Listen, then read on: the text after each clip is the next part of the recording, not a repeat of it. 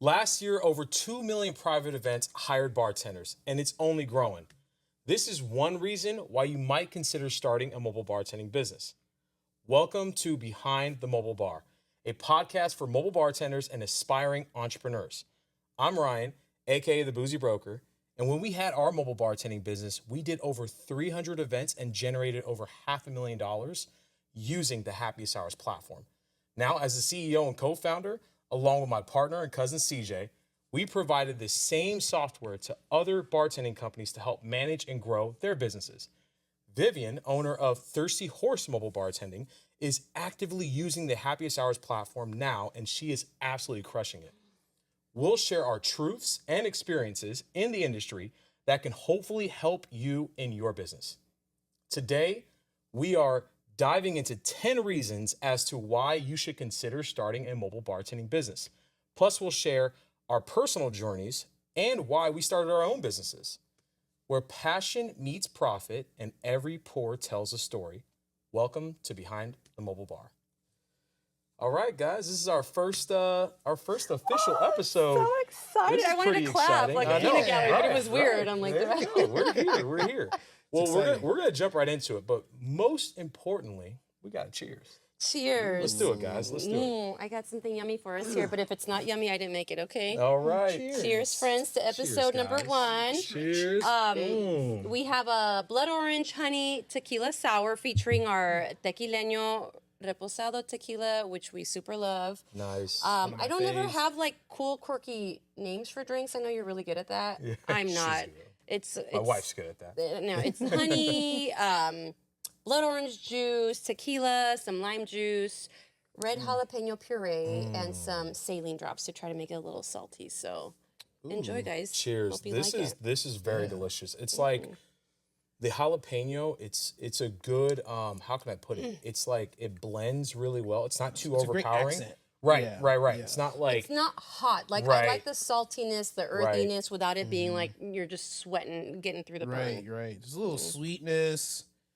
Well, right, they always say with 3 cocktails, you need your sweet, right? A little bit of your sour, and then... and your heat. Yeah, and your heat. So it has everything that I love. Plus a beautiful dried blood orange, just adds that extra to Savor it. Blood oranges, once the season passes, you're done. You're fighting for it. Yeah, this is good. And El Tequileño, I think you picked the right expression too. The reposado, very versatile. So this is fantastic. One of these days, you guys will learn why we love El Tequileño. Oh my gosh. Yeah, right. Memories. That's Right. Take me back. Right. I mean, memories and then mostly stuff that we can't remember, but that's it. Not a problem. That's it. Yeah. Well, let's. I know we got 10 things to talk about today. I know it's a lot. We're gonna try to blitz through it, but it's gonna be fun. We're gonna have a great conversation, especially as we're drinking cocktails. Yeah. But before we jump into that, let's talk about why we started our own businesses, right? And I think that's pretty interesting. So Viv, I'm gonna ask you first, Throw it to me. why did you, out of all the things, there's so many side hustles, there's so many things that we could do to make money on the side. It's all why did you pick mobile bartending? What made you land at that? Got it. I always knew for sure that I wanted to have my own business, but I could never figure out what. Or I never realized, what am I good at? What can I do? Mind you, I had bartended forever, a long time ago, but it never got it. It never clicked. So I am a nurse by day, for those of you who may not know. I've been a nurse forever. Bartending is what got me through nursing school. But why it never clicked, I bartend for other people's events, I bartend for other people's businesses. I just don't know why it never came together. To do your own. It never made sense to do my own. So let's rewind a few years ago to where I was this super cliche, burned out COVID nurse. Yeah. I lost a lot of patients. I lost a lot of family. So I was just heartbroken, and I was at a point where I just needed something to get me out of this hole. It was terrible. Talk about a complete opposite. 100% opposite. Yeah, right. That's a great point. Yeah. So in my mind, I was like, I need to do something. What can I do? And of course, bartending still wasn't clicking. It was my birthday. And in my mind, I wanted to throw this huge party. I wanted to just get us all out of this rut, my family, my friends. And so at that point, I don't know why mobile bartending out in like Nashville caught my attention.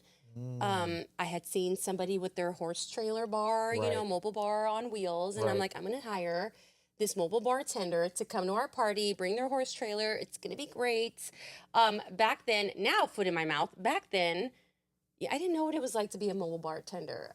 I'm sorry. I didn't know what it was like to be a business owner. So when they came at me with a quote that I thought was like beyond what I could ever afford, I'm like, these people are ridiculous. Got it. So you requested services I requested for this service event. for my own And you party. were just, I see. Got it. Okay. And I'm like, this is ridiculous. I can bartend. I would never charge anybody that kind of money. Right. Yeah. Literally the next day I said, thanks, I'll pass. And then the next day I formed my LLC and I'm like, I'm going to build my own bartending company. Let's go. I'm not going to charge people what they wanted to charge me, which really now is I charge more. Right. That's why I was laughing. I was like, ha, ha, ha. But that's ingenuity, right? Well, they say necessity breeds ingenuity. Yeah. Right, So right. now I get it. But then that's where literally, and honestly, it's clicking now where I'm like, oh yeah, because at that moment I'm like, oh, I can bartend. I can do this. Right. Launch my business. And thankfully we were very successful. We hit the ground running and now the Thirsty Horse is what it is because of everybody that just followed this poor heartbroken nurse along for the ride. I love it. Now I'm just a stressed out nurse, but it's okay. Right. And that's fantastic. So it's interesting. So you hired this mobile bartender to come out and do this. I didn't even hire for you. them. You didn't I hire was them. poor. You reached out to them, and it was probably like you're like, this is bullshit. Like, I'm just gonna. Was that what propelled you? And you were like, you know what? What it was is I'm not trying to be cheesy or anything, but what it was is I was so heartbroken. I had lost a really big chunk of my family to COVID. So sorry. Like the glue that kind of held us together. So I think because I couldn't afford it, I was so angry. And that anger is what just gave me that momentum to go and I'm going to do this and I'm never going to charge people that much money because they're not going to be able to get themselves if out there of was a someone rut. like myself in this situation that wanted this experience. Yeah, and I was just You're not going to deprive people. Right. there you go. Thank you. You're much better at your words than me. Right. That's some Vivian shit right right. there. Because like you, Vivian, are someone with such a big heart. Yeah, Right. Which I think that kind of goes in both with your day job and your night job. Your Bruce Wayne and your Batman, right? Is at the same at It's the like a same hospitality time. thing. Yeah. Well, it crosses all boundaries. you care. Yeah. Right. And that's it. And so you service people by day by being a nurse. Right. And, I didn't mean like that. too. I didn't mean Sorry, Mike. I didn't mean that like Right. you were spoken for a woman. But also you're able to bring joy to people, right? Because I can see you as a nurse too, bringing joy to people when they're at their lowest. Yeah. But then also celebrating with people. Yeah, You of know, course. while you're at events. Right. You know, celebrating their biggest moments Yeah. too. That was my drive. Like just the pain, the heartbreak, and then the anger of like, well, now I can't have this badass birthday party because I'm poor. Right. Yeah, because I'm poor. Yeah, And we've all been there. yeah, You know. cheers to that. I love it. Fantastic. That's great. Yeah, no, for us, I won't go like super deep into it because I want to get into the 10 things which I'm really excited about. But, I enjoyed the industry. I started bartending in England when I was in high school, and I really loved how a cocktail could bring people together, right? I told the story a million times of like, I would see someone from like Spain and Italy come in and they're reserved, and I would just give them these liquid hugs, and then they're just itching closer and closer, and now they're like best friends at the end of the night. And I honestly thought I had superpowers at that point. I was just all like, what? Y'all did not know each other you didn't know each other a few hours ago, and look at this. And it kind of stems back to like me being an only child. And, so there was a point in my life where, I was moving so much that I just made friends with anybody in the neighborhood. Yeah. And I feel like if you're an only child, you kind of go down two paths. You're either like an introvert and you play a lot of video games and to yourself, you like your alone time, that type of thing, or you're super extrovert and you're like we're going to hang out. They're going to be friends. Yeah, exactly. Yeah. So now it was clearly that. And so I felt like I had superpowers. I was giving people making them friends, right? So that always stuck with me. And then I moved to, obviously met my wife or my now wife, and we moved to San Francisco. I was also infatuated with like tech. And so it's funny how the similarities of like how I tried hiring a mobile bartender as well. So I would always make cocktails. So I went through corporate, world, did all that for a long time. And then during that time, I would like make cocktails, at the end of the day after work, whatever. And I would always invite my buddies over, whatever, when we were living in San Francisco. This one time I flew in all my buddies from out of town, and I didn't want to get caught with making cocktails, disconnecting from conversations. Because then you can't enjoy it. You can't enjoy it. So I was like, let me hire a bartender so they can do that for me. And I just felt like the process from start to finish was just so clunky and back and forth. So disconnected. If you guys know me, it's all like when I feel like something should be easier than it should, like I just get like irritated. Right. And then also like I tend to do too much research. Like I'm like, well, okay, is this person really good? Let me compare this person to this person. But then this person has a different package and different prices. Ryan has a rule of 3. Right. Which is before he goes decides to spend his money, he has to compare it to 3. Right. Yeah. Absolutely. Anything. Shoes. Yeah. Bartender, whatever it is. Right. So you're not like an impulse buyer by any means. No, unless it's a brand or something that I trust, or if or candy, but if it's something that or maybe really good advertising, but more than likely before I make a decision, it's always like a rule in 3s.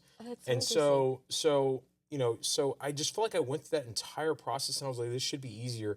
And I was like, this is something I'm passionate about. I'm going to go out there and make this process easier.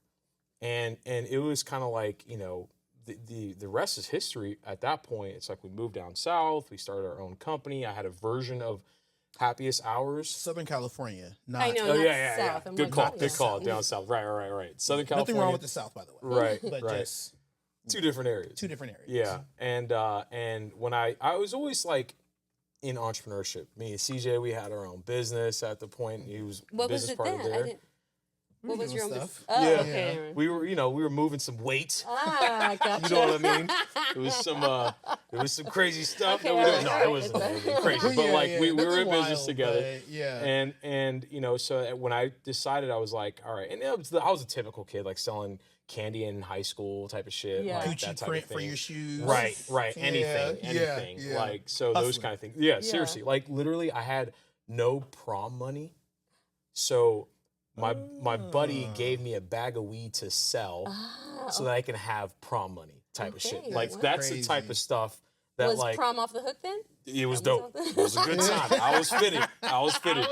Yeah. So, like, at that point, it's like, I was always had that entrepreneurial spirit, and so I wanted to go out there and create it.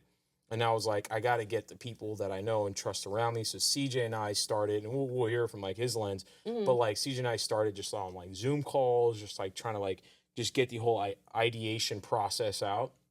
And then started our own company, started doing stuff with a version of Happiest Hours. It was crazy because I was like, this thing worked. I remember our first booking. It was like $130. Oh my and we were providing God. all of these things. You go back and like cringe. You're like, right. $130. But you know what? To me, it was more of like, I just wanted to get the brand out there, and I just wanted my at-bats. We've all been that. Right. Yeah. I just wanted my We've at-bats. all been there. Like, and pricing is like a top 3 thing with mobile bartenders of like, how do I price it? Am I too much? Am I too little? Like all these things. And so I was just like, look, let me just like provide so much value that it's dumb for them to be like, no, I'm not going to do that.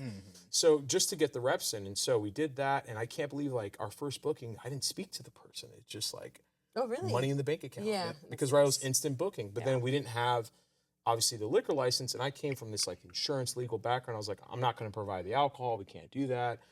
And so like after like 20 events from the corporate world, they were like, Ryan, we love your process, but you still make me go get the alcohol. You still make me do something. Yeah. That's when it was a sign of like, let's go open up our own wine and spirit shop so that we can have the liquor license and provide the alcohol. And so we did that, did a ton of events and all that good stuff. And now we were just in a position of like, this makes sense for us to package this up and let other bartending companies use it as well. It worked for us. I'm almost certain it'll work for them as well. And that's exactly where we're at right now, and which is great. And it's so fun because it's like, I get to see it from so many different angles of how they got into it, what are they doing now, their customers, all that stuff. So, but yeah, I'd love to hear like from CJ's standpoint of Yeah. how you why you started this business, why you jumped Man. into it. And were you ever like in bartending at all? That's a great question, Vivian. The answer is Drinking. hell no. No. So let's take it back a little bit. Obviously, Ryan and I, right, our moms are twins, oddly enough. And so we've been together since he's been born. So I'm a little bit older. And so yeah, we've just always right like our moms were close. So like we grew up as brothers basically. So even though Ryan I love that. was an only child, right? I always like that's my brother. Right. And then I also have 5 little sisters. So you know, it's funny because he's like, yeah, only child, either be social or not be social. I had siblings, so anytime I could get like privacy, Right. Yeah. Right. Right, That was, it that was was like, gold. That was oh gold my for you. God, Yeah. right, Right. you know. But no, I remember when Ryan graduated high school and went to England, started bartending, and then he came back, and I'm like, and he's like, yeah, I want to bartend, and I thought for me, that's the worst job ever because like I like going to sleep early, you know.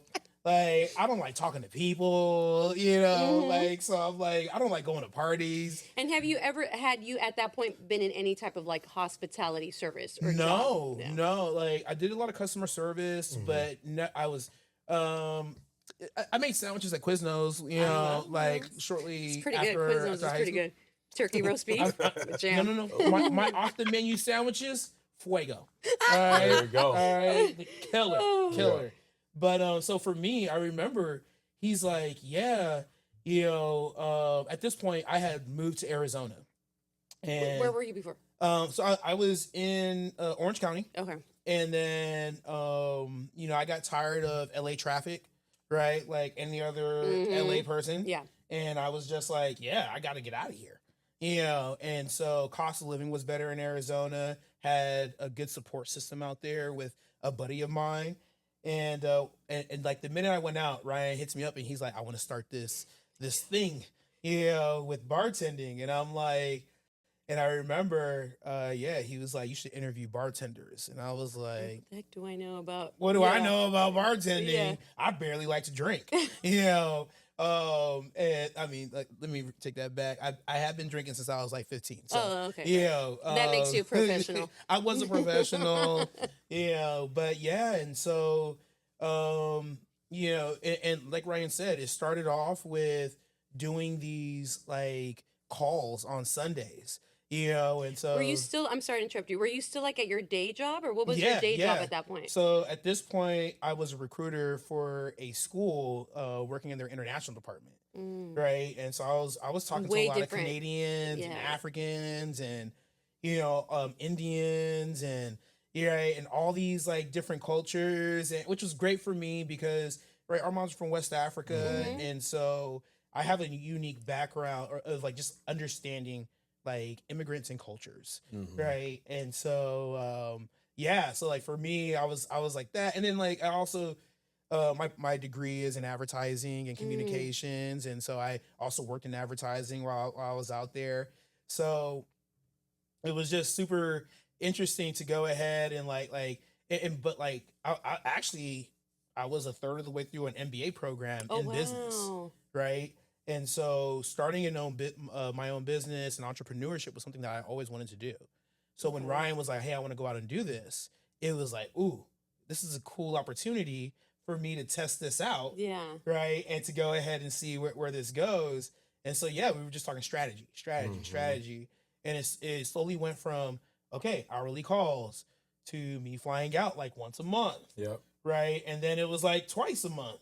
Were you still working that other Oh job yeah. at the time? Yeah. I worked my 9 to 5 all the way up until the point where Ryan got tired of me of flying me out, you know, to help him with these events. To like, hey, bro, like when my apartment lease was up, he was like, hey, come over and That's we'll cool. live together. And you know what's right? great? Like that's what the demand, like about the industry, like it's growing. There's business there. It's you know, there's an abundant amount of Right, things that's right. going on to where like we had so much demand, and we just started it to where I was flying them back and forth, and I had my full-time job, so like Right. money wasn't necessarily the issue. That's why I could charge $135 because I was for sure Yeah. losing money on Yeah. every single event. Right. But I was just all like I didn't care. Like I just want to go out there and tell people about the brand. But like, it was more so of like, look, you might as well just like you're flying out here too much. Like it's Right, inconvenient for you right. at this point. You know what I mean? It was great. Who doesn't love going to the airport? Right, you know? right. No. So yeah, really for me, it was just like, okay, boom, we moved out, and really worked the 9 to 5. Ryan worked his 9 to 5, and it was funny. I saw that transition, right? So when we started to open the store, I remember like one day thinking, I could hear Ryan, right? And I'm like, bro, did you work at all today? Like, were you just dealing all like bartending stuff and liquor store stuff? And I'm like, I don't think you did one thing for your job. And at this point, Ryan's the vice president of a business. Stop right? it. Like Ryan made always a vice, and I'm like, I think you need to go just do this 100%. Yeah. And for me, kind of like the same thing, right? Where I was waking up. Yeah, I remember we took a trip to Vegas for a bar and restaurant expo. And I was waking up at 6 a.m, working my 9 to 5. Oh gosh. And then at 2 p.m, I would go out to the bar and restaurant expo, drink all day. Crazy. And then The next day and then the next day, That's work crazy. at 6 a.m. I forgot about that. So what was your guys' like breaking point, or when did you decide like it's time to let go? Yeah, for me, it was more so of it was a combination of things. It was almost like it was pulling me. It was like a magnet. Like the business was pulling me, and I could tell a clear difference of my passion and what I wanted to do versus, and I needed to go all the way in. There was no more about like being halfway pregnant. And I think, you brought up COVID.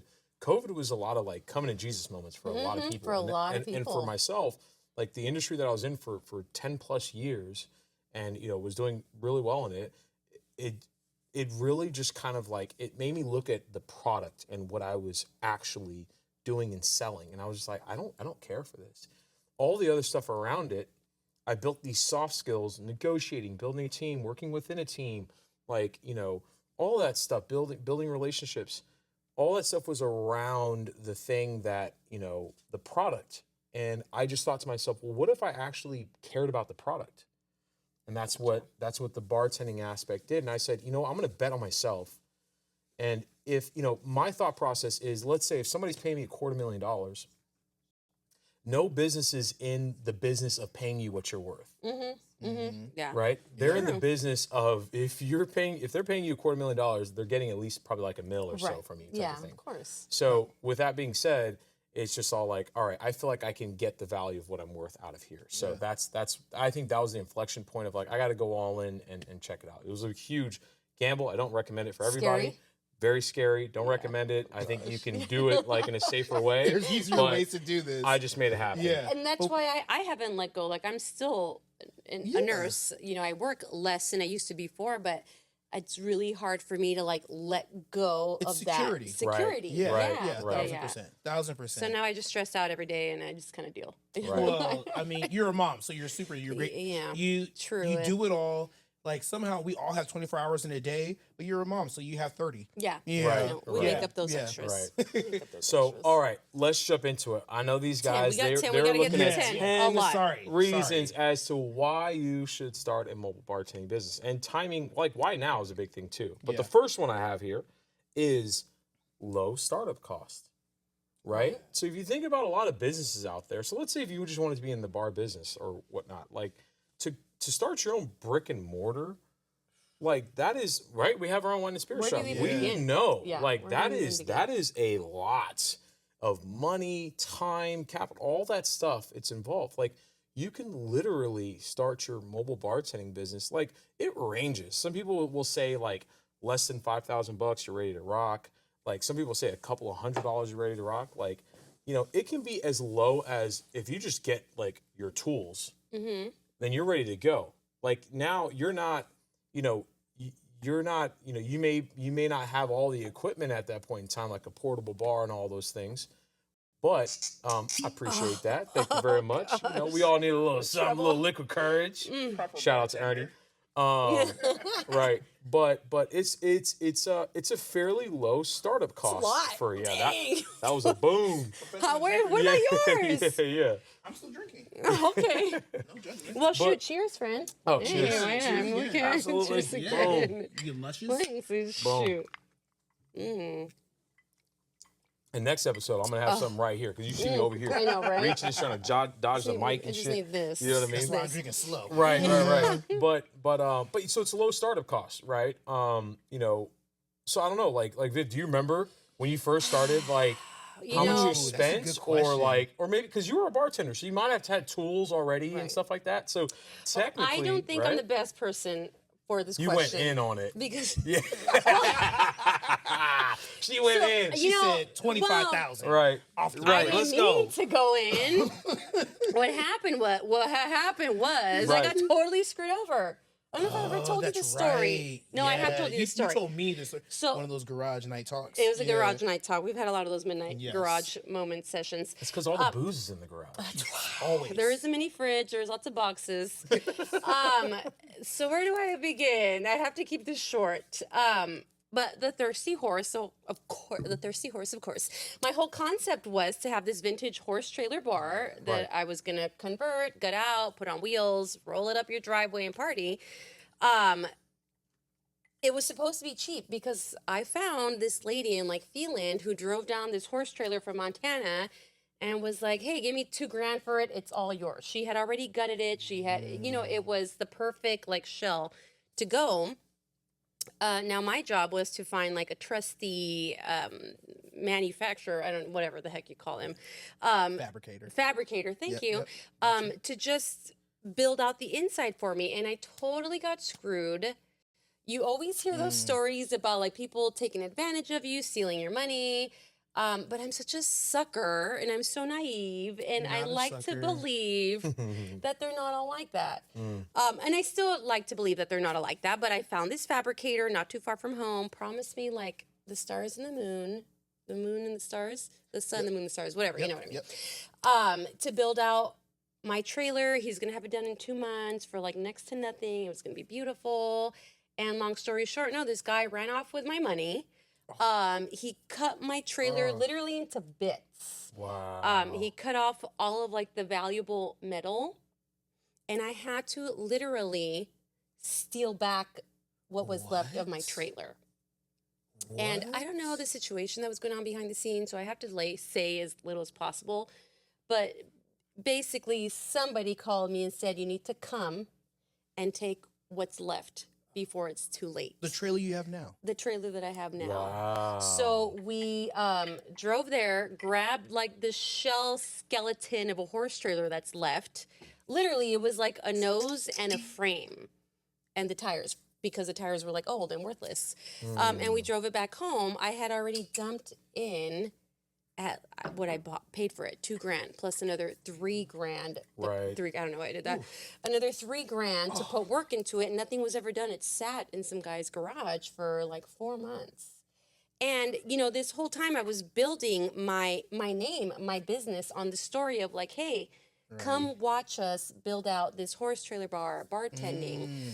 And now I'm driving home this shell and I have nothing. I've been promising, I've been promising people Yeah. like, hey, follow, we're going to have this How cool did thing. you feel? I was heartbroken. And I that's have tough. like the first story still recorded on my phone in my driveway, standing inside. I think I was standing like one leg on one piece of metal, one leg on the other, just to not fall through. Basically begging people like, if you guys know any fabricators that can help me, just send them my way. And I had like a frog in my throat the whole video, trying to have like this Viv smile on my Yeah, face, like everything's yeah. fine, Right, nothing to right. worry about. Right. You were the cat with the right. fire. Yeah, 100%, Yeah. everything's Everything's okay. exploding around me. Everything's fine. Nothing's wrong.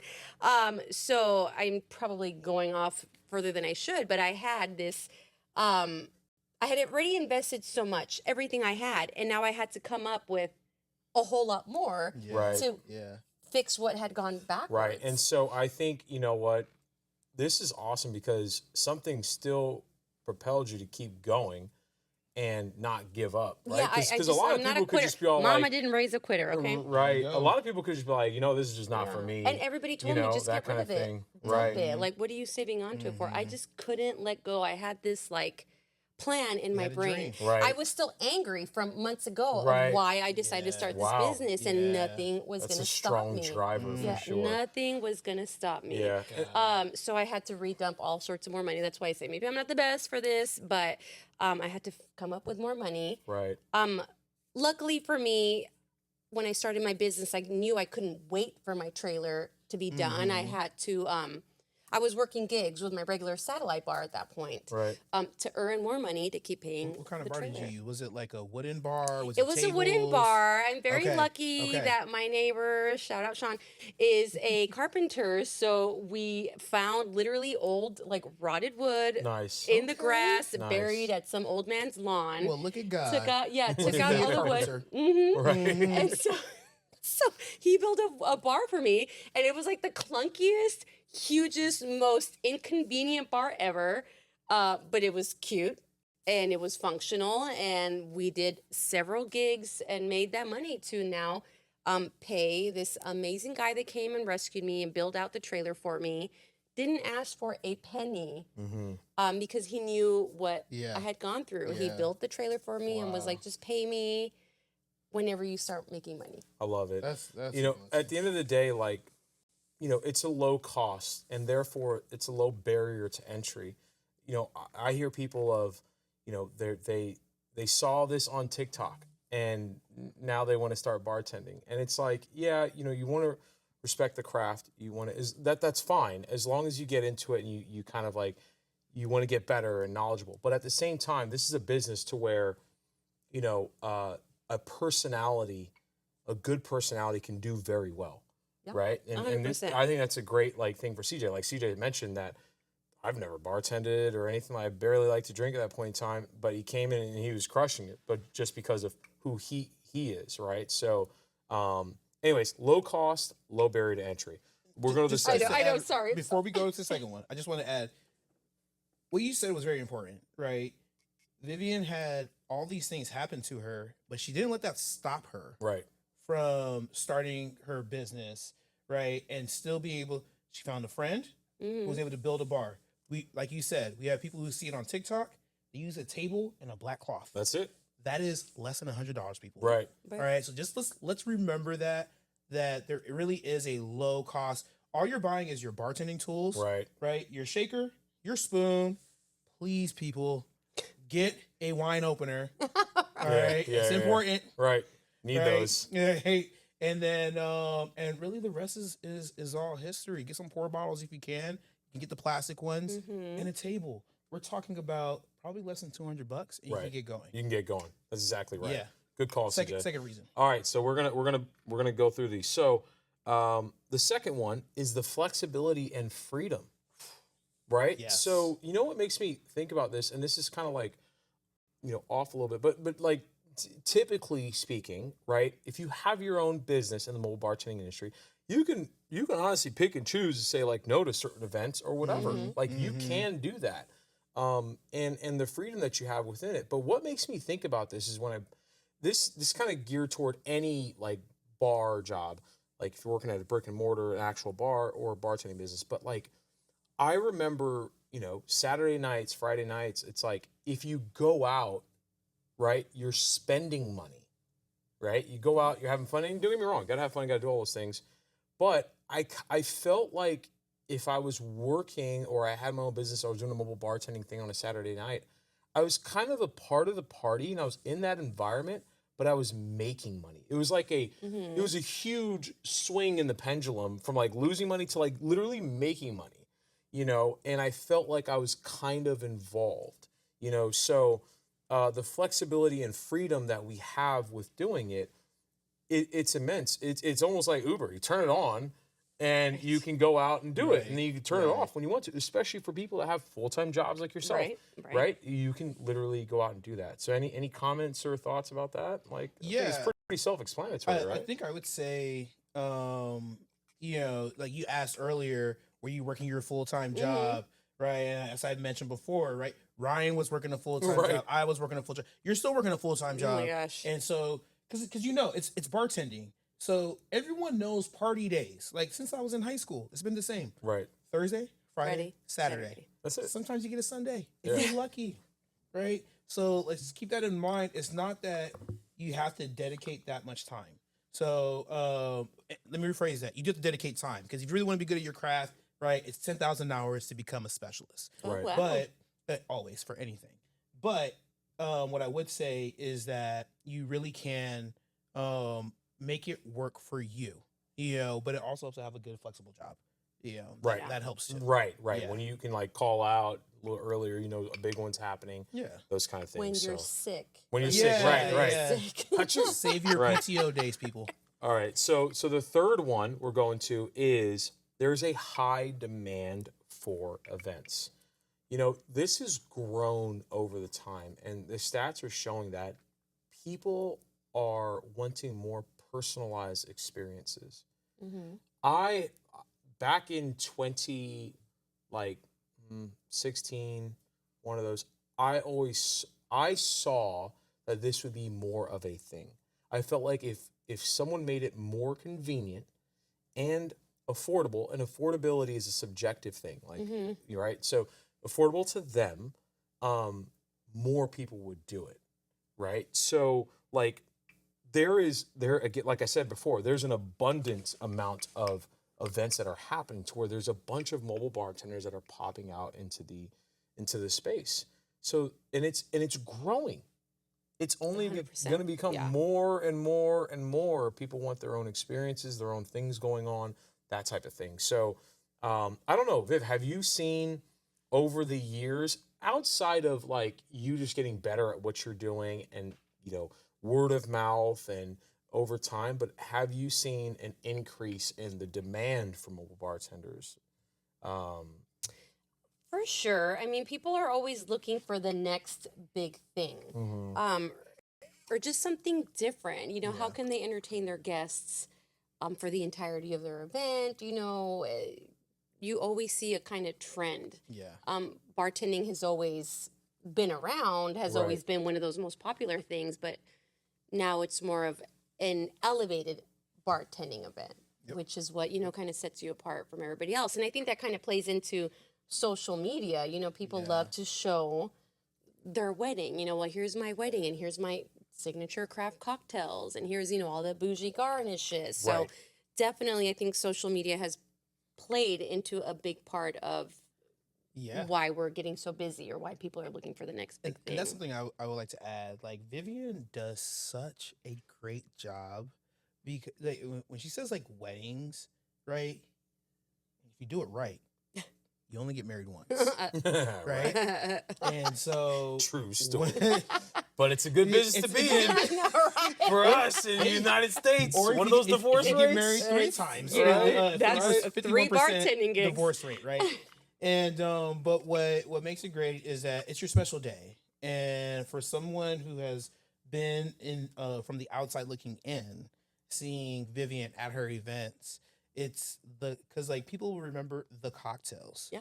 right? But then they'll also remember the experience, Right. And Vivian has always done a great job of making sure that your special day is special, Mhm. right? And it's not And about it her; it's reflects- about Because it reflects on us too. Like when you're at a wedding, let's say specifically a wedding, who are the vendors that are there the whole time entertaining your people? exactly. It's your bartender, Right. and your DJ. Right. You got a What 12-hour really long matters. wedding? Yeah, Okay, we're right. not Yeah. bartending for 12 Ye- hours, but you know, yeah. it's But music and booze to get you dancing. they go Right. hand in hand. Yeah, They yeah. go hand in hand. So they need to be good. Right. I love it.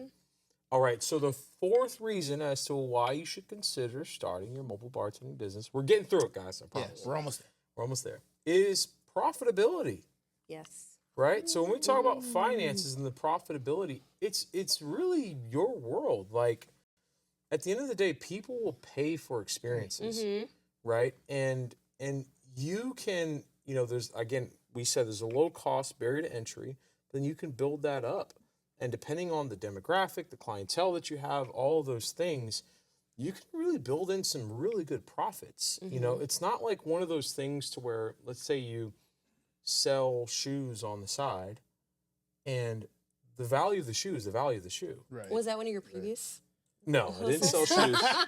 Yes, you did. I did. Well, You sold Vans. I did. No, I did work at Vans. You're right. Got on here. But I'm talking from an entrepreneurship standpoint. I worked for somebody at Whatever. that point. You sold But shoes, I did Al sell Bundy. shoes. But those are fixed costs to some extent, or the market is determining what that cost is. Yes, the market does have some type of, factor into how we price things. But at the end of the day, you're really in control of the experience you can put out and how much you want to charge for that, right? And what the value of what you do and what you provide, is, what that is, right? And I know, again, I talked about like price is probably the top 3 things that, mobile bartenders always think about. Yeah. And they're it's the always trying to, hardest. A lot of It's the struggle. freaking Right, hardest. right. There They're is always- no like black or white white answer thing. at all. Yeah, at the end of the day is, you want to get price as close to your value as possible and be in that range. And what I would say is also know your worth. Right. You know, 100%. the number of times where we've been in situations where, right, because we're hustlers. Everybody's a hustler. If you're getting into entrepreneurship, you have a hustler's mindset. Right. Right? So respect yourself. And the reason why I say that is because how many times have we all been in situations where you want the business so bad Right. that you sacrifice and give the discount. And I And will it tell eats you, at you the whole freaking time. well, and 8 times out of 10, Yeah. what will end up happening is that client is not not going to be worth it. No. They're going to want the discount, but then also want you to make extra cocktails. Right. They're going to want you to provide all the bells and whistles. So like I'm again, literally dealing with that right now. Yeah. There you go. Well, to add to what you're saying is the thought process also is like, if I, discount or lower in price, if I do that, then I should get more volume. And that's not always Yeah. true. Yeah.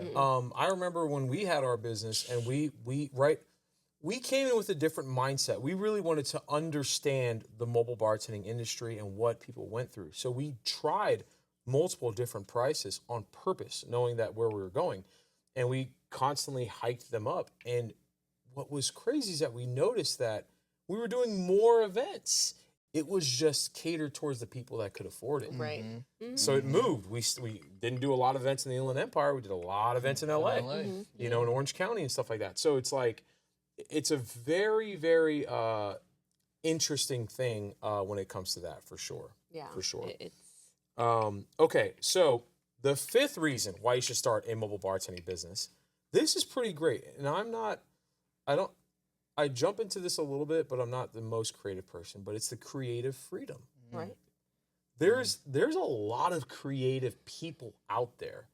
And the amount of things that you can do with cocktails is crazy. Like what you did here, Vivian, is like Crazy. Yeah. unreal. And it's like Yeah. a jalapeno syrup that you made. Like that's awesome, right? And I remember those days, CJ. Remember when we would R&D so many cocktails. Yeah, I And by kinda miss it. R&D, we mean just Yeah. drinking like on a Tuesday. Yeah, right, night. right, right. Research and development. Right, For research those and of you development. guys who don't know. But it's also like we would literally do like just a quarter ounce more simple syrup, or just like a half ounce more of lime juice. Like how's this going to affect the thing that I did before?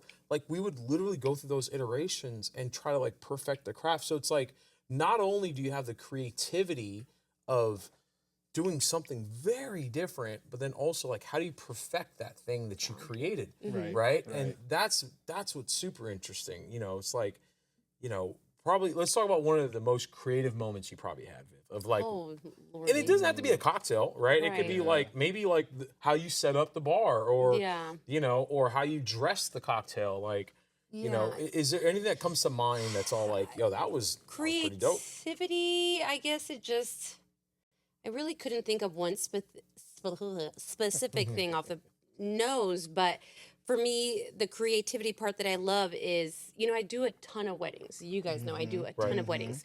So I really love to get on the phone or on Zoom, whatever, with my couples, talk to them and help them create some signature cocktails based on like happy memories that they have, or you know, something That's that takes big. them back to like, what were we drinking the first day we met? How can I recreate that into their drink that they're going to serve, you know, at their wedding? Right. Right.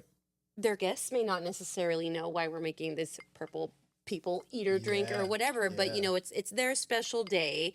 And I love that every time that they come up to the bar and ask for this funky drink that we created together, I helped take them back to that happy place on their special day. That's special. You know, Yeah. I love it. I do really love it. Yeah. CJ, you do you remember the most creative thing we probably did? Like what comes to your mind when we think about it? We used to have these customers, and we loved them. They tried to adopt us. We loved them so much. They were here in Riverside, right? And they used to, both of them, there's a husband and wife, a little bit older, work for Dunn Edwards, right? Oh, that's right. That's right. So you guys will notice I always think about the future.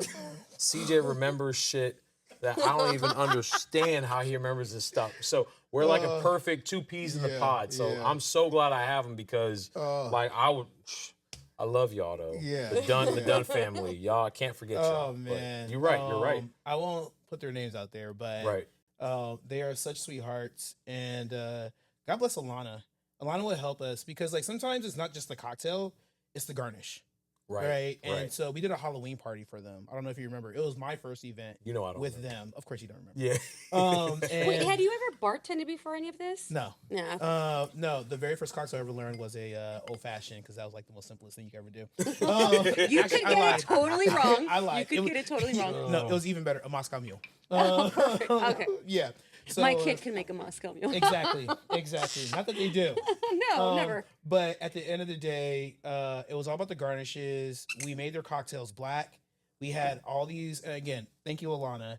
She got us all these, like, there was like ghosts little things and on the thing. And then there was a bunch of, just like, there was like eyes in it, you know. And she was just like very creative with like what looked like regular garnishes, but it just added to the atmosphere and ambiance. So 1,000% was such an incredible fun time because people were dressed up and so were the cocktails. Right. Wow. Me liking. It was really, really nice. But let's go to the next one. Awesome. I love it. I love it. All right. So the sixth reason as to why you should consider starting a mobile bartending business is the scalability of it, which I think is an interesting component. So where it could actually go, right? We started our business with me behind a bar charging $135. And you know what we provide for $135? Is all the ice, the garnishes, the mixers, the straws, the cups, the portable bar. They're literally negative, super negative. We ruined the market. Oh my God. Super negative. So you know when you pitch to a business and they're like, "Well, I have a guy who said he'll do it all for $150." Right. You were the guy. It was this guy. You were the guy. This guy. Yeah. And it was so funny because like we were all about you know, we had the original mindset of community over competition. Shout out to Ernie on that. But like in Libation Nation, here we go, check it out. Woo. But, you know, shameless plug, whatever. but so we would talk to other mobile bartending companies. And it was so funny. They'd be all like, how? How are you making any money? I don't understand. Like, But it was I think it takes so funny. time. Like no matter what, whenever you're starting, it just is gonna take time for you to learn that. You're it exactly goes back right. to your work. Yeah, I would say this. Don't do that. Don't go that low. I Just think don't that charge you should, $135. I your don't think worth. you should Know your lose worth. money. I don't think you should lose money. At the same time, when you first start off, I don't think you should be charging prices that are like Because Vivian it ties prices. into- Like I it feel like ties you into start off experience. the most important thing that you want to do is get your at bats. You just want to get out there and just start doing things and perfecting and getting better and improvising, getting better to where you can get to that point. But like, think about the scalability of this business. Like we grew from just myself to over 10 bartenders under us doing all sorts. We had drivers. We had people that would like pack, squeeze things, all this stuff, a full-on operation going on, while we're managing this business. People start other businesses out of the mobile bartending. They'll rent their equipment. They will start like photography, food vendors, all sorts of stuff that they can do through it. So there's a lot of like options once you get in there. Right. I mean, my we can scale out. Yeah, no, you talk about scalability. I remember, like within, I don't know, maybe like the second year, our biggest event was 300 people, right? Yeah, that is for huge. this dental group. And we That's a lot brought, of dentists. I know, right? Who knew the That's a lot of dentists teeth. like to party? Yeah, They ain't drinking. They ain't drinking Novocaine. I tell you that. Sidebar. I remember when I opened a can with my teeth. Oh my goodness! It was almost like all 300 people like went silent. no. Okay, It was nuts. Rule number It was one: nuts. know your audience. Right, Oh my right. gosh. I was like, what are you Know your- doing? My teeth know are your strong. audience. Right. And the reason why I say that is because yes, this guy Ryan tried to open cans Right. with his teeth. Right. Stop it. So Stop the funny. party. But Was no. it like the part that was going to touch their mouth too? No. He I would wasn't have done that. I would have done that. But he still, for some reason, can't open cans with his hands. I don't understand it. I got no nails. Beer cans? I don't have nails either. But either way, what ended up happening is that we pulled in all the bartenders we could to service this 300-person party, and then again, scalability is what we're talking about, right? The very next year, we did we did the Long Beach Festival, and we're talking about 15,000 people. Yep. 15,000 people. 1 year. I'll throw another one in there. Remember that one time we had an event where we had 10 events in one day? Oh, Gosh. We were literally that is huge. pulling people out of our ass. It was like, yeah. I was like, hey, Yeah. what are you doing tomorrow? I don't know. You're a bartender now. Yeah, Let's do this okay. shit. Like, Yeah. like it was one wild. of the dentists. Yes. Yeah. Hey, you really like this, right? Yeah. Oh my It gosh. It was crazy. It was scary. Yeah, it was nuts. Yeah, Absolutely and nuts.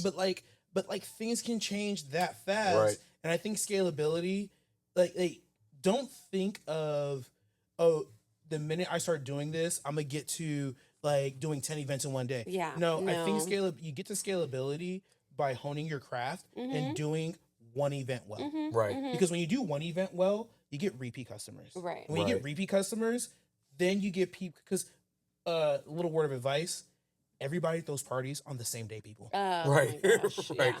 Right. everybody, everybody thinks they're unique and they choose a different date. No. No. Everyone Same shit. chooses Yeah. the same date. Right.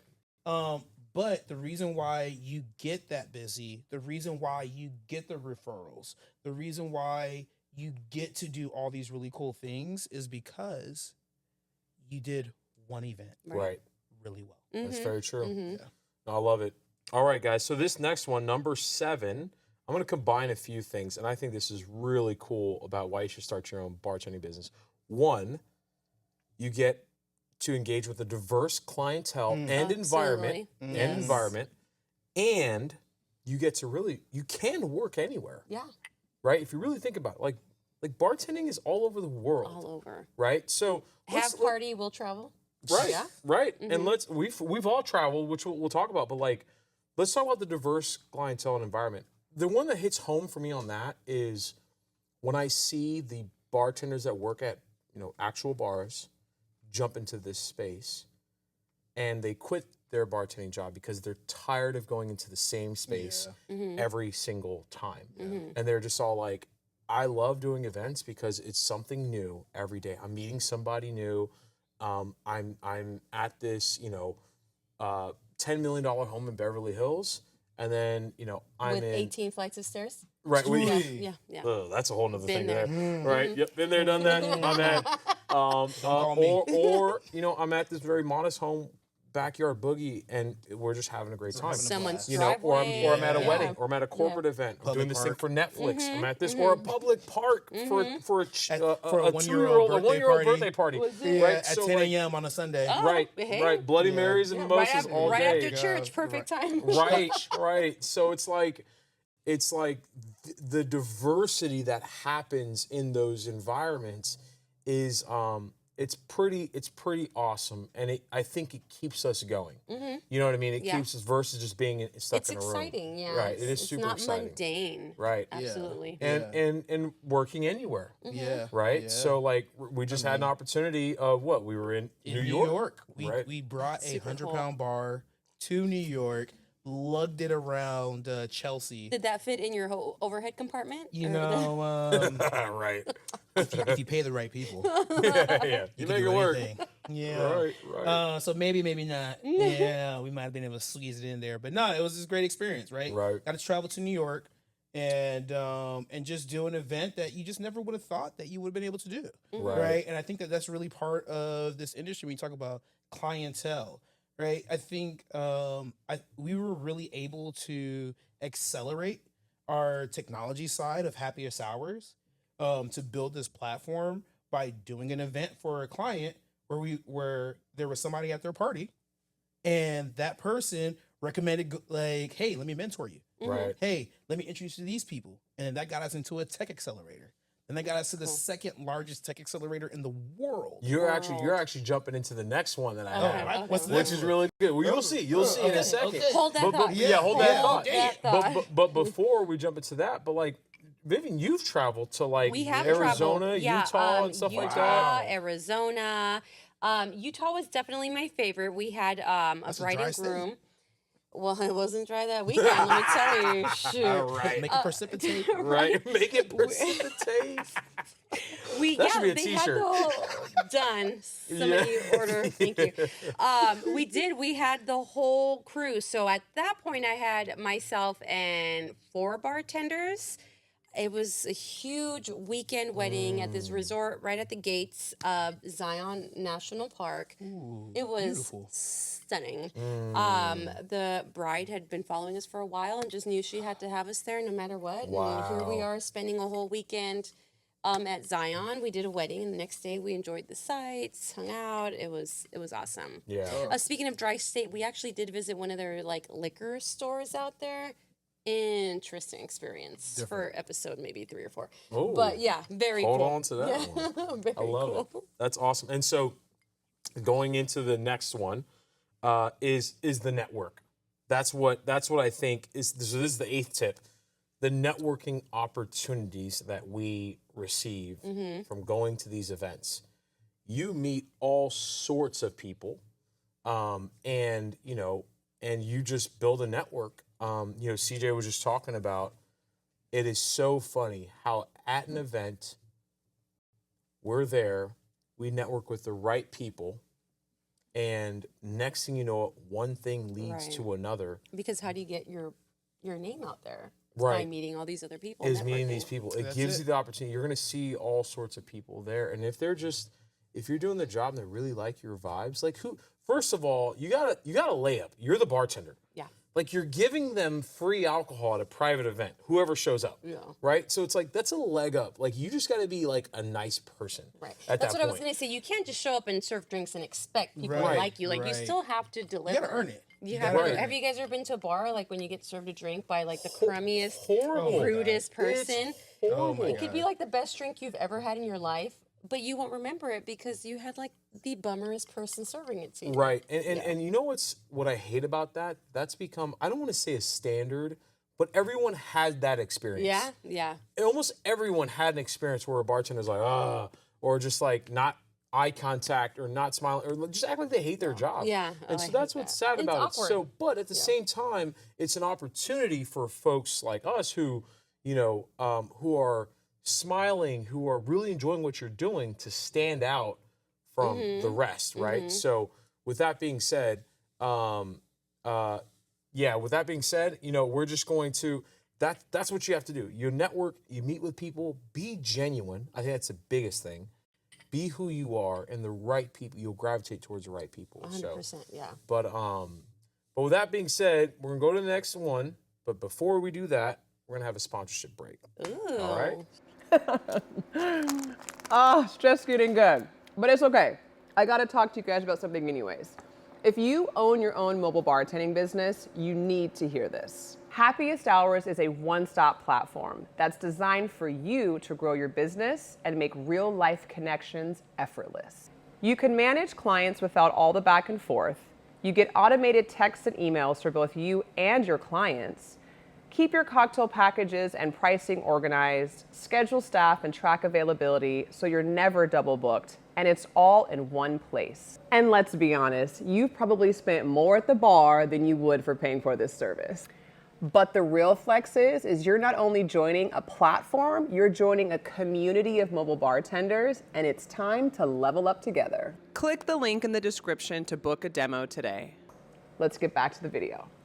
All right, guys. So the 8th tip as to why you should start your mobile bartending business is the networking connections. We all talked about how, like, the amount of people that we've met through it. And one thing I want to add to this is that every event you go to, there is an opportunity to get another event. Right. So I'm going to give a quick little tip right here. You know, a lot of people like hate on Thumbtack and stuff like that, but like Thumbtack does provide leads if you do it correctly. And if you can kind of like hack it in a way. You get the lead. Yes, you've paid for it. You go to that event, you knock out that event. If you do your job and you do a good enough job, that person will hopefully book you again, and hopefully you'll get another event from somebody at that event. You can get 2 events, at least, out of just being at that one event. So the networking opportunities is huge, and it's a constant, like revolving, rolling snowball effect of like more business. Everyone's number one way of getting business is word of mouth in this business. I think to piggyback off of you, your objective for every event is to get one referral outside of the host. If you're not getting one referral from your event, you did something wrong. Yeah, and you know what? I'm glad you said that, CJ, because the biggest thing is let's break that down a little bit and get to the core of it. Right, the core. The real thing is it's your product. And when I say your product, it's your service, whatever you are providing, when someone paid for it, that's your product. And you cannot get this referral if you don't have the right product. If you are not providing the right service, that is like, wow, that was great. This person was great. I had a great time. I want to have this great time. We were just at an event. I don't bartend often anymore, but every now and then I have to do it. I have to dust off the cobwebs, and I got to do it every now and then just to make sure I understand, you know, what the industry is doing and what's going on. And me being there, right? We still put out a solid product to where someone wanted to fly us out to Houston to do the same thing. Wow. Right? That's So huge. it's like you have those opportunities that can happen, but it all starts with your product. And your product is multiple things in this industry. It's your cocktails, it's your service, it's your attitude, it's your people, it's all these things. That's a whole other episode we can go into, but just think about that. Right? And networking, I'm sorry to not drag it on, but super important, and what has always been very helpful to me is make friends with your vendors. Oh, so big. 100%. So Who big. will? So yeah. big. Key point. 100%. That is what has helped me along the whole time. I made sure, first of all, always be nice to your vendors because you will cross paths with those people. What does again, being nice 100%. mean? Like when you're there, like I remember so many times they're giving you tacos, we're giving them cocktails, Yeah, right? You You're take care taking care of people, them. they take care of you. Right.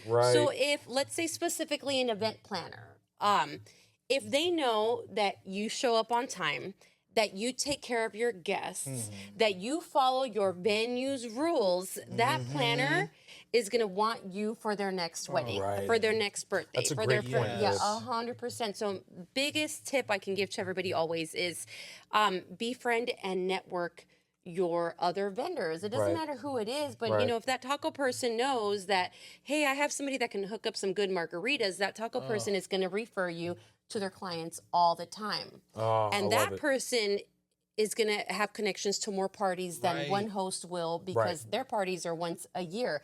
This taco person has clients every weekend all the time. You can't be everywhere. Right.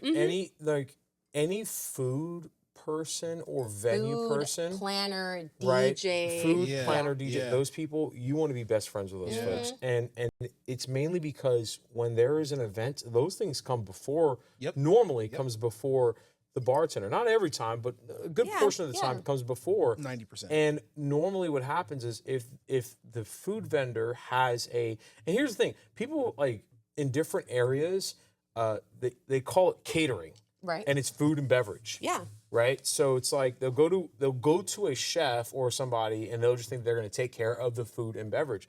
If you are friends with the chef, who There do you you go. think they're going to refer Right. to? You're under that umbrella Right. with Like them. when the moment they contact them on that. Right. So you hit the nail on the head and doing like, let's be tactful about this. Like, so like tactful. Yeah. I got Tactful. you. Yeah. Sorry. That's what happens when you, he's the British. reposado. That It's Repo is taking slight it. tequila and the British side. of Right, it. right. A little mix is gonna happen. But like let's add something to it. Like what you can actually do. When you go to an event, you meet a new vendor, taco person, chef, venue owner, DJ, whatever, the photographer. DJ, whatever. Get their contact info. 100%. Right? Yeah. When the event's over, text them. It The was next awesome day, working with shoot you. them a Yes. text. This was a great time. This was awesome. You do stuff like that. First of all, you have to ask what other bartending company is doing that. Right. Right? I can probably say 2 out of 10 at best. Right? So you are standing out just like that right away. Exactly. And it's all about our business is about being top of mind. So if you're doing stuff like that, they're thinking of you. And when they get hit up for whatever that's happening, they're going to think of you. Right. And if you can do that and you can kind of like do that in a scalable way and you can hit up all the folks that were there, Yeah.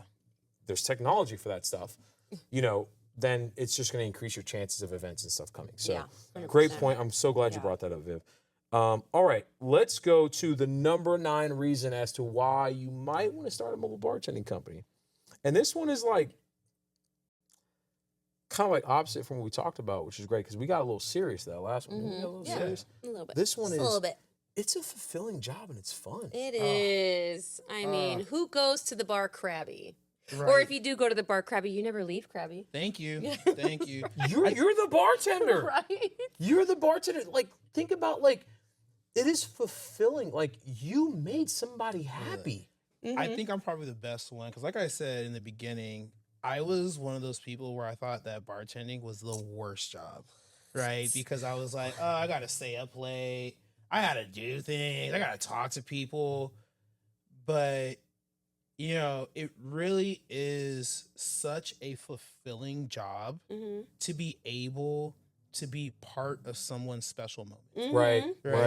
From That's big. retirement parties to the Big 4-0 to Divorce parties. div- We do it divorce all. parties, engagement parties. That's a crazy one. Yeah. Y'all throwing a party? Yeah. It was that bad? It was that bad, We don't know what goes on at night. That was crazy, right? We don't judge. We listen. Right. Hey, and we we don't don't here. judge. We understand. Okay. Right, Planet Yes, Fitness. No yes. judgment zone. No. But no, so it really is, you guys, like I said, you guys are part of someone's special day. Whatever that day is. Right. They chose you. They chose you. Right. And the connections that you make stays with them forever. To the point where, like, I know, like, I have a client, Donna, I won't mention your last name, but Donna, like, I love you. Oh, like, Donna, we love we you. love We love you, Donna. Like, you are legit, one of the greatest people that I've ever met. thought Like, that just was super me. kind-hearted. Vivian, you're up there. You're up there. Yeah. Top 10, Right top next to, like, my 10. mom. Donna Viv. Yeah, Donna Viv, my The cat, mom. the dog. Yeah, right. Emmy, of course. Aw. EJ, you too. But yeah, no, but seriously though, like, these are my niece and nephews, by the way, and my aunt and my mom and Vivian. There you go. But no, seriously though, the relationships that you're able to go ahead and build with these people, it really does fulfill and enrich your life because things go around, right? And you never know how that person is going to come and affect your life. Right. And isn't Right. it the coolest to see? Have you ever had a client that you've seen them from like day one? Let's say like their engagement party. And then you get to do their wedding party. Oh, and my then you get to do gosh. their baby Your shower. family at that point. Yeah, Your and it's family. just like you become family, and it is so special for you to feel that coming from them, and you that to them. Right. Did I say that right? Right. Yeah. And in the second part, you said the fulfilling aspect of it, but like, it's also fun. And my message about this is like, if you're not having fun, just stop. Just don't. Yeah. Just It's don't not the do job it. for you. Here's the thing. Yeah. What we're not talking about, it's a lot of fucking work. It Oh, is. my It There's gosh, a lot yeah. that happens behind the scenes. That's a whole nother thing of is- like yeah. what it takes to show up. Like people just think you just show up and you do things. No. That doesn't, there's a lot that happens behind the scenes in order to make this happen. So if you're not having fun in those moments, just give it all up right now. There's plenty of other things you can do Right. in this world. You can make 100%. money doing anything. Right. So if this isn't fulfilling you, Right. it's not the thing And for it's you. not going to. Yeah, Right. it's Because not it's not going to change. You're still going to have to work just as hard behind the scenes forever. There is no shortcut. Thank you. Right. You got to find it, because it's like I do see some of those that's been bartending for like 15, 20 plus years, and they just do it because it's a skill that they've acquired. And it's almost like they lost the fun, or It just becomes became your a 9 to job, 5. It became a Yeah. job. and they're good at Yeah. it, but it's just all like, that's not what people pay for.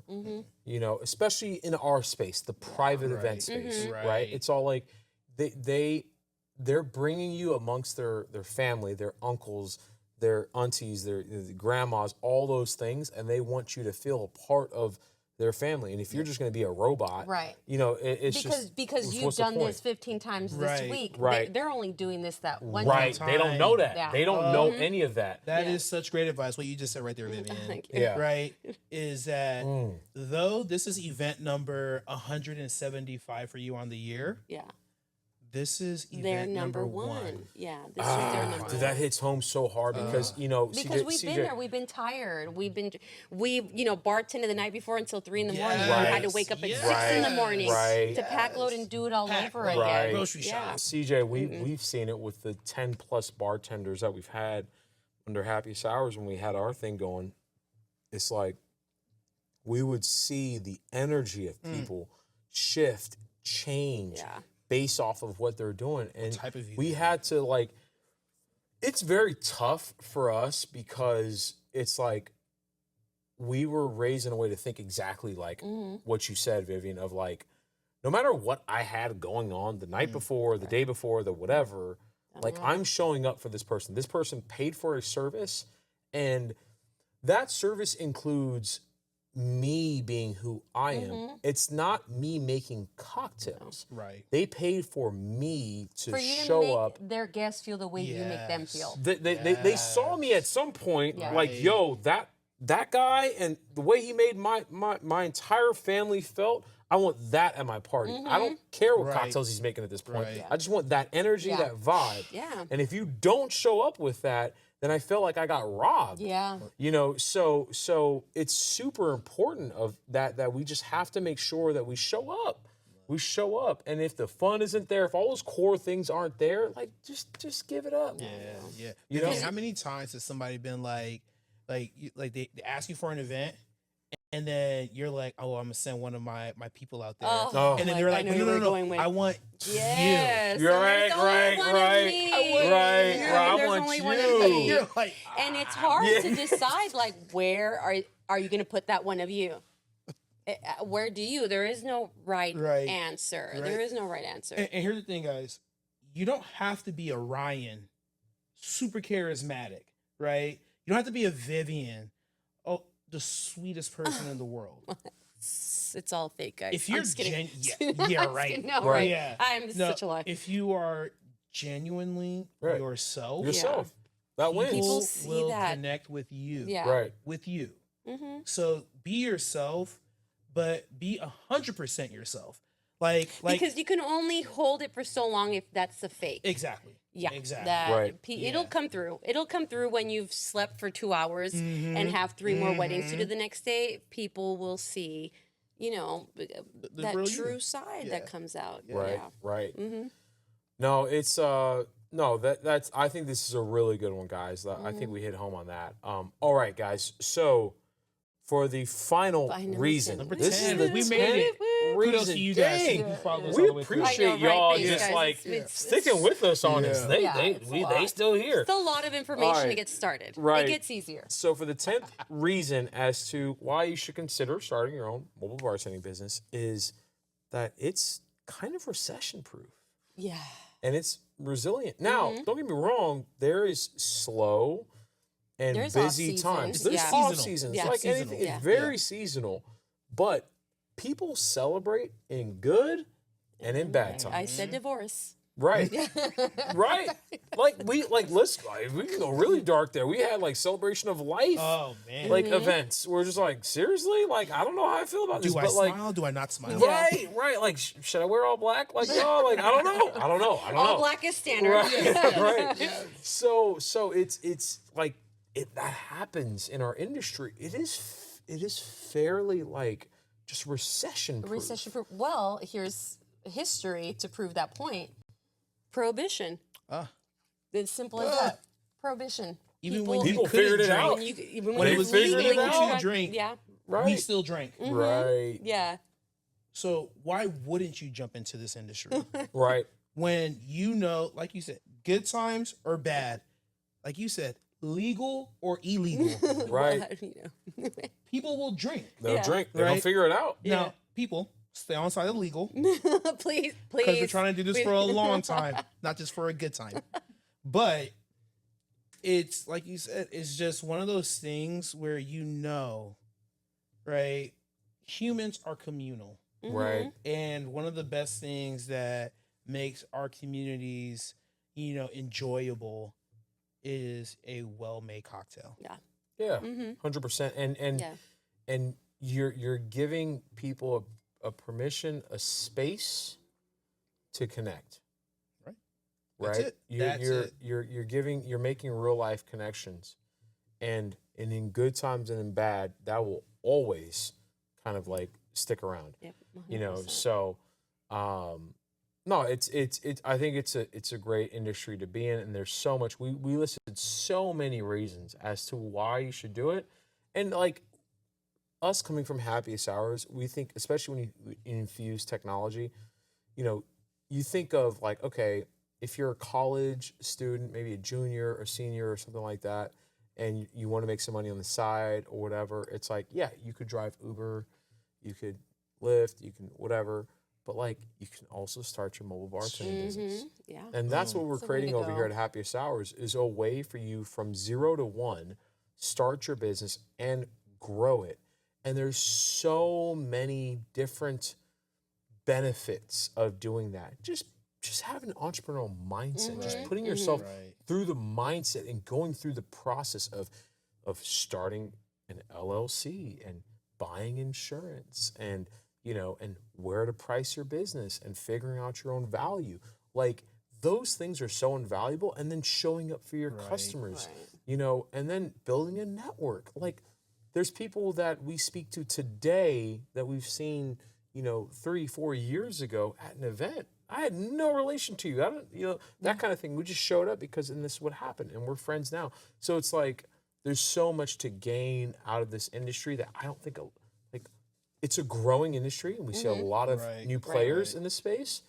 But because of these reasons that we listed, I feel like we're going to see a lot more. Oh, 1,000%. It's gonna be insane. Like there's bartending schools for a reason, Right. and those businesses are still around Right. for a reason because people can do things. And obviously we get it; they can go and work at a bar and stuff like that as well. But the stats that we're seeing is that like 3 out of the 7 folks that may have graduated from bartending school are more entrepreneurial minded and they want to start their businesses. It's just they need a little bit of like guidance, Where to go, where to how go, to do how to it. go and get it. Like there's a lot of fragmented information out there, and we are doing this because it's like it should be given for free. Right. Like it should be don't have here to it pay. is. Yeah, Yeah. there shouldn't be any form of like, let me show you how to do this and what worked for me. Like, yes, we're gonna do that, but I'm not gonna charge you. Like, Right. Yeah. You know what I Look, mean? The only thing that you should have to pay is your time. Right. That's it. Because That's it. Time is money, but I think that's a very low barrier. And so I appreciate all of you guys for sitting here and listening to us but we're here for you guys. Right. We're here to go ahead and share this knowledge from veterans in the game. You know, we got people, you know, we do everything from backyard parties to Beverly Hill Mansion parties. Right. Weddings To and corporate Google events. parties, Right. To Google. Right. Right. Yeah. To Festivals. festivals. Right. Yeah. Festivals. You know, so we've Been there, between the done three that. of We us, have we've- those yeah. answers that are so hard to find. And Right. we're going to bring other experts in this industry to make sure that you guys have all the knowledge that you need. So we hope that you guys tap in, right? Because that's what we're here for. Ryan said it earlier. For us, it's community over competition. Boom. I was just 100%. about it. I was just about to Yeah. go into that. Having that growth and abundant mindset, right? Like And that's wanting to the help biggest others thing. grow along with Thank you. That's it. That's Thank it. you. Because we 'Cause all we- can't do 30 events in one day. No, there's no Yeah. chance. And Speak for yourself. I could do 30 Okay, events. right, whatever. By right. myself. Like the community is stronger, right? And we didn't even talk about how we met, Vivian. Oh It was- my But we won't go Yeah. into that. But Yeah, it was like that's- it was more so of you had that abundance community Yes. mindset of Yes. like, hey, let me tap into this person that's doing the same thing and see how I can learn. And then it was like, oh, this person was willing to like jump on a call with me And or that was whatever the it was. coolest right? thing ever, to find that body, to find that Right. person who legitimately was there, Right. that wanted to help you grow along. So That's that's it. why that's what we're doing for you guys. That's it. Now we're family. So speaking of you and guys, you're part of this Yep. family. speaking of you guys and this family, we have some questions Hey. that you guys wanted us to address. So Yes. let's get to some of those questions. I'm going to my handy dandy notepad. Hey, there we go. Here. There we go. So I'm gonna ask the first question because Ryan's been awesome at asking questions. So Speak too much. Ryan, My bad. this question comes from at Midnight Sips. Thank you, at Midnight Sips, for helping us along. Ryan, when starting your mobile bartending business, what was the biggest challenge you faced? Oh, the biggest challenge. This is a good one. You know, this one's going to probably be a little bit different for my mindset, but my mind always goes to, you know, how do I make things better? How do I improve things? How do I automate things? How do I do those kind of things? There's a lot that happens in order to put on for an event. And it was always challenging for me to figure out what I could automate and what I couldn't. Because at the end of the day, you can't automate everything in this business. Like there's still a touch that you have to provide. It's something as simple as like in this cocktail, Vivian, you made a jalapeno syrup, right? Okay, do I buy simple syrup at $17 a bottle, or do I make it? You know, and it's decisions like that that just like was kind of like, like I can see the value of both, you know, but then you end up leaning on one in order for what you're trying to build and where you're trying to go. So that was it. Everything normally for me, and the challenge is always in my head. It's more of like, how should I move forward? How should I get better in what I'm doing? And is that the right path? You know, kind of thing, because I want to make sure I'm better for my customers, for, you know, my bartenders, for me, for all of these things. I want to make sure I'm always advancing. So that was, you know, it's probably a little bit of a curveball of an answer, but like that's my answer to that. Okay. Yeah. Me likey. Yep. Me What likey. about for yourself? Oh my gosh. For me, and I don't know if I use this term right, but imposter Imposter syndrome. syndrome. Yeah. Right. Oh my gosh, I'm terrible at always second guessing myself and am I good enough for this? Dang. Like That's a big one. that's a huge That's not one. just for this industry, it's for multiple. Yeah. I got a really good, I feel like a really good way of, you know, kind of, you know, think of answering that. And when that comes up, what do you think of next? But go ahead.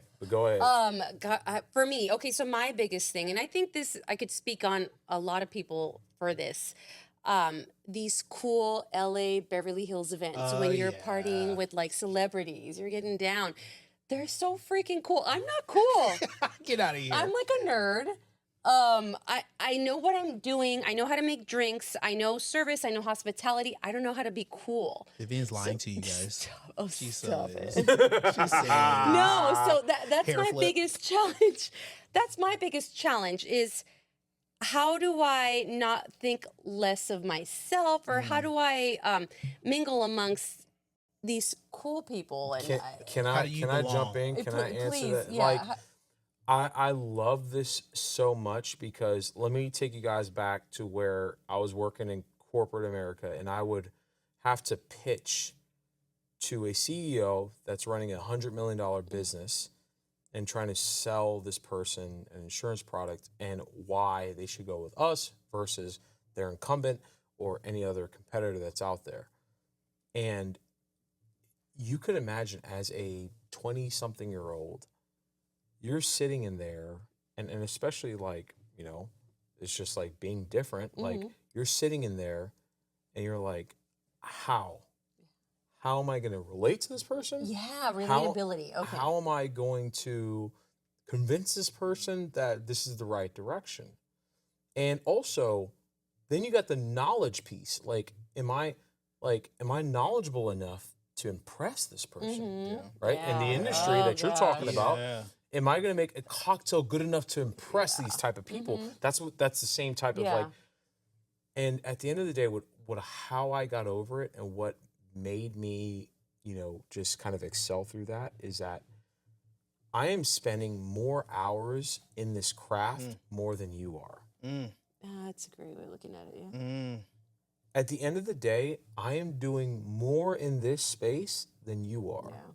I still, no matter how cool you are, I still know more about this than you do. I spent my 10,000 hours. Yeah. Right. I for sure know more about you, know about this space than you do. Yep.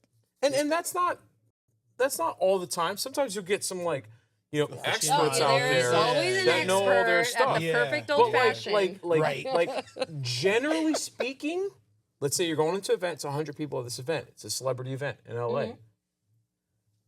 Guaranteed, at least 85 to 90% of the people there, you know more than them. It's an anomaly for somebody to come in and to jump in your space and know more shit than you do. Right, true. I gotta. So you got to jump in there, and maybe that leads into confidence or whatever. Like, tell yourself whatever it is. But at the end of the day, you spent more time doing this. But here's the caveat: are you a master of your craft? Right. You have to have that mindset, right? Like no one just uses jalapeno syrup. Like they're gonna use some simple it's shit. actually a red jalapeno puree. Thank you very Look much. at that! Boom! Bingo! So What's so a it's red like jalapeno? right. So it's like you that is some type of mastery. To some extent, however low or big or small, whatever it is, that is some form of. Not everybody in the world knows what that is and how you infuse that in a cocktail. So when you walk into that space of celebrities and all these things, okay, they're all masters in their own craft. But you're a master of this craft. There you go. There you go. Feels so much better. Thank you. I love that answer. I love That was it. rad. All right, got just about enough time for one more. Let's go. So this one's gonna come from, and forgive me if I'm mispronouncing your name. It's Nixita11. Hey, Ooh, me right. likey. Appreciate I like you. that little accent on there. So their question. I don't know. Their question was, what was your go-to drink when you were 21? Oh Lord. And have what mercy. do you drink now? 21. And then why has it changed? Vivian, I'm going to point this to you. Oh, why has it changed? There's a follow-up. Oh, yeah, Whoa, I know. okay. That's rough. Well, That's rough. 21, you're just learning what alcohol is, period. Period. Oh my word. Okay, gosh, how old am I? You're 21. Go back. Yeah, I know. No, I'm not 21 now. Go back to the files. Okay. Because you're 23 thinking. now. And so that's 2 years ago. Thanks so much.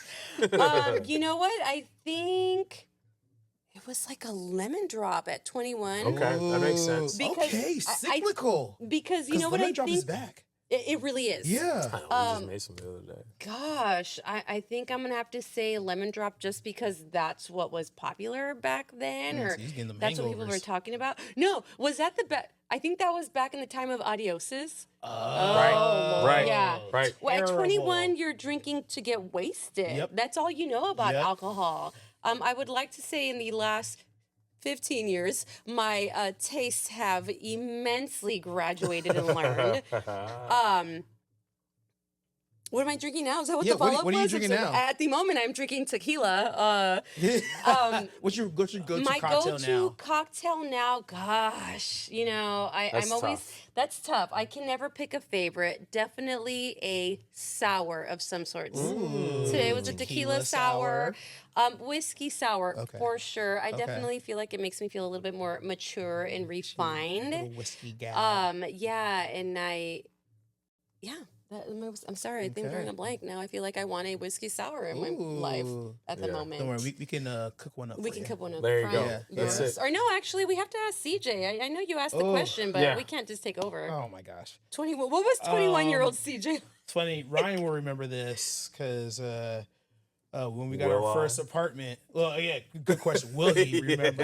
Yeah. To be fair, we drank ourselves. Ryan and I I started think that's what it young. was at 21. You just drink yourself Silly. silly. Right. Like, there was Yeah. no Yeah. art. It Yeah. was just who Yeah. could pass out the quickest. No, I remember when and shouts out to Raynon for this Hey. Hey, Raina. yeah, Hi, boy, Raina. one. Yeah, we miss you, brother.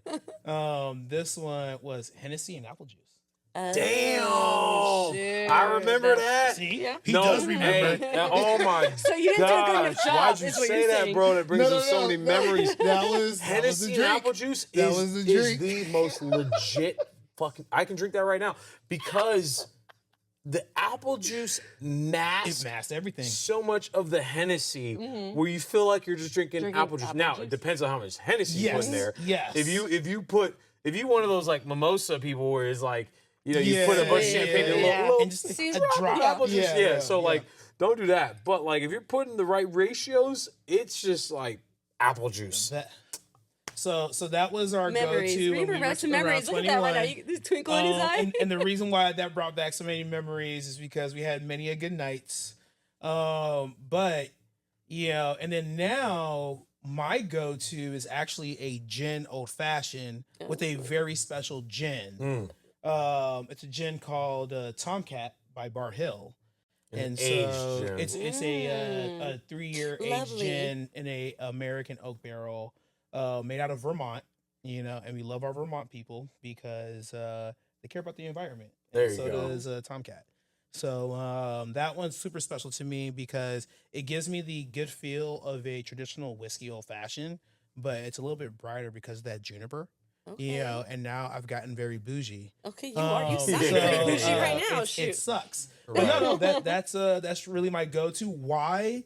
I'm just more educated. You know, Right, right. That's a long way. I'm an owner of a liquor store, which gives me certain privileges that you guys, unfortunately, like most people would not have. Mm-hmm. I get to drink For a living. for a Literally, living, for a living. for learning, Right. you know, and for me, it's all about the history. Yeah, It's the about story behind the it. story. Right. And so, like, just my palate has matured to the point where I can't go to a TGIF Friday, you know, TGIF For their $1 restaurant. margaritas. Yeah, right. Or back in my day was my favorite, the El Torito $3 margarita. Yeah, during happy You hour. can't go wrong with those. Yeah. But like, I hear I mean, you. right, but like, because now I ask questions like, "What's your tequila?" Right. Oh, I know. Right. We ruined it. Yeah, So 100%. we have, I have ruined Drinking. my cheap dates. Right. Yeah, I used to Right. be a cheap date, and now I'm not. So that is those are my go-tos, and that's why, because I'm bougie now, and I'm not sorry for it. Yeah. So yeah, but besides that, guys, you know, that's thank That's you the guys for the jam. questions. Like what great questions. You guys are so fantastic for asking them. Hold on, I'm gonna put in mine real quick. Oh, ooh, sorry. sorry. I'm We putting thought mine it was real the quick. Hennessy and apple himself. juice. No, well, Yeah. no, he's right. He reminded me of that. I Like can tell that you was the a first thing go-to Ryan got cocktail. drunk off of. Look, the 21-year-old thing for me was like a Long Island iced tea. Oh my Like, gosh. that yeah, was yeah. it was a bang for your buck. I'm gonna get fucked up Quick. immediately, and I'm not gonna feel it. Like, That's when we could only afford one cocktail. Guilty Yeah. pleasure. Guilty pleasure. I still love to do like $3 Long Island iced tea nights at happy hour. hey, 'Cause, you know, there's You don't care. there's a You don't moment. care about care. tomorrow. If it's been a bad day or a good day, shoot, I'm pulling There's up a happy moment hour. in time for it. You know, I don't have those moments as often as I Yeah, used to, yeah. but there is a time for it. And so I do remember those Vegas nights. And because think about it, you go to Vegas, it's like everything's $20. You're just all like, all right, I'm going to go for the thing that's going to give me the most bang for my buck, which was an Adios. Any one of those, like, yeah. put all the spirits put in all the one cocktails, thing put all and just the- add a yeah, splash yeah. of whatever and Yeah. let's drink it, you know? So you have that. Now it's, look, I always tell people this, like, it's all about the situation for me. I have different types of, situations where I love to drink different types of alcohol. It's on a nice hot day, if you're hanging out near the beach, a glass of rosé is amazing. It's amazing, right? Roman That puts drink you in a pink. certain space. Right now, El Tequileno. You know what I mean? When we were in Mexico, like El Tequileno was like I said, my best friend. It was so amazing. The reposado was so good. So, but I think the transition everything has been more so straight or a little bit added, right? So you added old fashioned with Tomcat. It's like versus like a bunch of mixes and stuff going into it. It's just more of like, how can I keep this in the base form Right. as much as possible? I drink so much more neat. Actually, matter of fact, this is the first time I've had El Tequileno on ice. Right. Because I drink everything neat. Yeah. Right. Right. So we have that, and then my go-to that I'll probably always have everywhere I go is something in soda. Yep. Like I'll have a Tequila, vodka lime. and soda with some lime juice, or Is that because tequila, you're soda, watching your lime girlish juice. figure? You got to. He's trying to live till 100. No, but it's just all like I want to be able to drink 20 of these and be okay. Right. You know what I mean? So, but no, guys, look, this was fantastic. This was our very first episode. Oh my God. Let's come on, guys. Let's cheers on that. Our very first episode. It's in, guys. It's a look, lot of info for one it's a lot of episode. info for the first Yeah. episode, but guys, Thank look, you. like in order for us to keep this going, we just need your support, love, comments, and engagement. Follow. And so give us a follow, like, comment, subscribe. Yeah. subscribe. We're gonna do stuff on Instagram, YouTube, all that stuff. Just we hope our goal is to provide value for the industry. Mix in a little bit of fun, mix in our own personal experiences, but the core thing is to provide value for you guys. So if you're receiving that, give us a follow, provide some engagement, and let's go ahead and keep this going. All right. Appreciate you guys. Episode 1 of the books of Behind the Mobile Bar. Wee. Let's go.